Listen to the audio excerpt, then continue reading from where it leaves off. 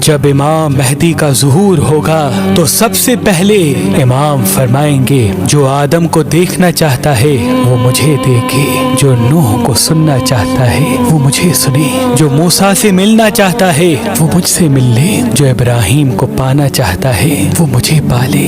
اے لوگو، اگر میرے جد محمد مصطفیٰ صلی اللہ علیہ وآلہ وسلم کی زیارت کرنا چاہتے ہو تو میری زیارت کر لو۔ لوگ کہیں گے کیا ثبوت ہے کہ آپ امام مہدی ہیں؟ تو بس یوں امام مہدی علیہ السلام ثبوت پیش کریں گے۔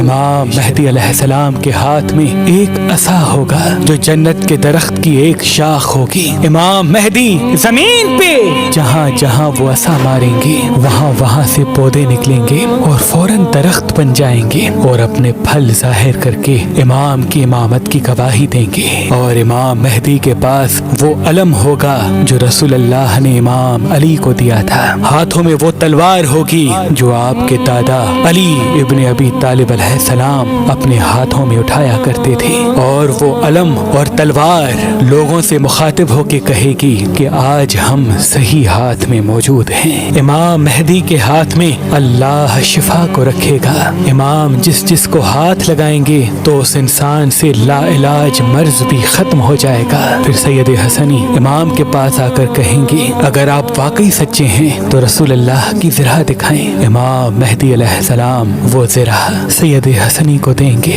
اور کہیں گے اس کو آپ پہنیں۔ وہ لرز اٹھیں گے۔ امام کے بار بار اصرار پر جب وہ پہننے کی کوشش کریں گے تو ان کے جسم پر وہ زرہ پوری نہیں اترے گی۔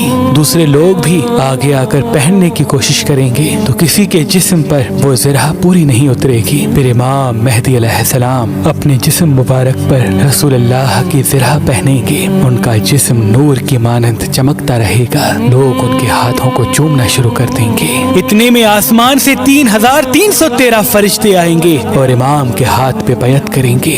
وہ فرشتے وہ ہوں گے جنہوں نے اللہ کے نبی نوح علیہ السلام کی کشتی کو سنبھالا تھا، حضرت ابراہیم علیہ السلام کی آگ کو ٹھنڈا کیا تھا، حضرت موسیٰ علیہ السلام کی قوم کو دریائے نیل سے پار کروایا تھا۔ پھر اللہ کے نبی حضرت عیسیٰ علیہ السلام امام مہدی علیہ السلام کی گواہی دیں گے کہ یہ آخری حجت ہے، اور پھر آسمان سے 4000 فرشتے اور اتریں گے اور پوری دنیا میں یہ پیغام سب کو سنائی دے گا کہ آؤ امام مہدی کا ظہور ہو گیا۔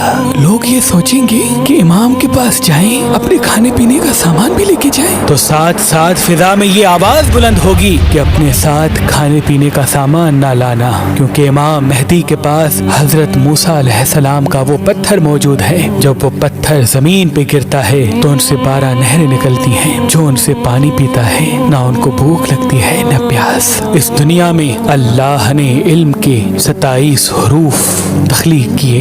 جب سے دنیا بنی ہے تب سے لے کے اس وقت تک اتنی جدت کے بعد بھی صرف 2 ہی حرف دنیا کے پاس علم ہوگا، امام مہدی علیہ السلام۔ باقی 25 حرف علم کے ظاہر کریں گے اور دنیا اس علم کو دیکھ کے حیران ہو جائے گی، اور سب سائنٹسٹ ریسرچ کرنے والے امام کی امامت کو قبول کریں گے۔